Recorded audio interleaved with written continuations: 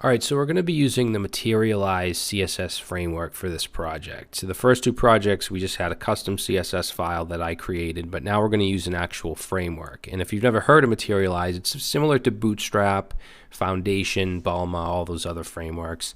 There's a bunch of components we can use. So things like, badges, cards, different buttons. I really like the floating buttons and stuff like that. So we'll be using a bunch of this stuff. We'll also be using some of the JavaScript widgets like modals. So we're going to have a couple different modals actually in our application to do things like add a log and add a technician and stuff. So we're going to make use of a lot of this. Now, some of you that are more experienced might be asking why I'm not using Material UI, which is material design, which is what Materialize uses, and it gives it to you in React components as opposed to just adding, HTML classes. And the reason I don't want to use Material UI is the amount of code that you have to write just for your UI stuff. Just to create like a nav bar or something like that. So to give you an example, if we go to the app bar, all right, now let's say we wanted to have something like this. If we look at the code, look at all the stuff we need to bring in first of all. So we have to bring in all these things, all these different parts of Material UI. We have to add all kinds of like state and stuff like that. And this is just way too much just to deal with a nav bar. Look at all this. That's why I don't particularly like, I don't want to say I don't like Material UI. I think I really like the idea of it. I like the design of it, but it's just too much and it's not worth it. Even for a simple nav bar like this that doesn't do anything, if we look at the code, we still have to bring all this stuff in, create this, it's not worth it to me. So I would much rather just add some classes and have it give us the same type of look. All right, and then we're also going to be using material icons, and we can do that simply by including this right here in our public HTML. So it's similar to like Font Awesome. All right, now there's a few ways to use Materialize. We could use the CDN and include it in our index.html, but I'm actually going to install it with npm. Okay, we can do that. So let's jump into our project, and I'm going to go ahead and run npm install materialize-css, and then we can actually bring it in to our files, into our application. All right, so let's go ahead and run npm run dev. And that's going to start up both the JSON server and our application. Okay, so now we're going to do some basic cleanup. So I'm going to open up source. We're going to delete service worker, logo, index CSS, and app.test. Get rid of those. Let's go into index.js and get rid of the CSS import. Get rid of this and get rid of this.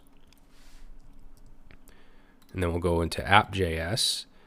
Let's get rid of the logo and everything within this div right here. And I'll just say my app. And let's actually turn this into an arrow function, which is just my preference. I guess you don't have to if you don't want to. Okay, so we'll do that. Let's save. And if we look at our application, okay, so we still have a little bit of CSS in the app CSS file. I'm just going to completely get rid of that. Okay. And now it's just a bare bones application. So let's bring in Materialize. So we're going to do that in our main app.js. So I'm going to go above the app CSS right here. I'm still going to leave that file, even though I don't think we're going to use it, but just in case you want to add custom CSS. And we're going to import from here. Let's say import, and then we're going to open up some quotes and say materialize-css/dist/materialize.min.css. So that'll bring in the main CSS. We also want to bring in the JavaScript in case we want to do modals and stuff like that. So we're going to say import m from, and here let's say from materialize CSS, and again, we want to go into dist, this time JS, and materialize.min.js. So we want to bring those two things in. Now, it says M is defined but never used. That's fine. If we look at our application, you can see the font has changed. So materialize CSS is being included, and we can now use any of the classes we want. Now, as far as the JavaScript goes, if we want to use a modal, you add the markup. For instance, you add an ID of modal 1, and then you have a link point to modal 1. But in order for it to work, you have to actually initialize it. Now, this has nothing to do with React. This was if you were just using it in a regular HTML, JavaScript, CSS website. So we don't have access to document.addEventListener and then call this stuff down here. We do have access to M, right? We just brought that in. That's all the JavaScript, and that's what we need to use to initialize. Now, since we don't use this addEventListener within React, we need to figure out where do we initialize stuff, and that's going to be in the useEffect hook, right? Because that runs automatically. Now, we could do each initialization separate, but when we install Materialize, we can use something called auto init that will actually initialize everything for us. So what I'm going to do is in our main app.js here, I'm going to bring in the useEffect hook.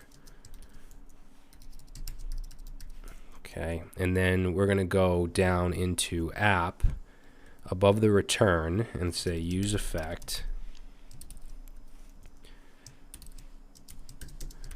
And then we're going to run M, which we brought in from Materialize, and then auto init, which is a function. Okay, and we'll just put a comment here so we know that this initializes Materialize JavaScript. And we'll save that, and now we should be able to use modals and all that stuff.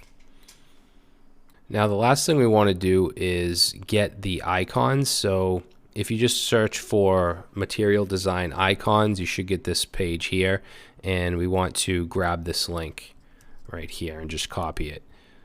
Okay, and then we can go and put that right in public index.html right in the head here and paste that in. And then I'm also going to just get rid of this comments, and let's change the title here to IT logger and get rid of this too. All right, so we'll save that. Good. So in the next video, whoops, I don't know, let me just restart the server. I don't know why I was doing that. All right, so in the next video, we're going to start to create our user interface. Now, we're not going to deal with Redux or anything just yet. I want to create the interface where we can, have our nav bar, which is just going to be a search box, really. Our add buttons, our modals, our list, everything like that I want to get set up before we start to implement app level state with Redux. All right, so I'll see you in the next video.